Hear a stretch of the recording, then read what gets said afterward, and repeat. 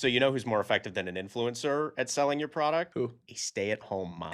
Or a college student or just, the average Joe Yeah. out there in the world. I mean, for a consumer-facing product, the consumer should be the one to advertise your Yeah. product. Like, I would challenge anybody watching or actually trying to grow and scale their product to look at their feed and think, how much of this is Hollywood put together? How much of this is super polished, hyper premium content? Maybe less than Yeah, people don't 10%. even want the super polished influencer anymore Yeah. because that just all, the walls have crumbled down and people don't want to get that fake vibe. They want who are the real people out there who look like me, who have lives like mine, and what are they using? Well, people don't trust influencers anymore. Yeah. That's part of it too. Yeah.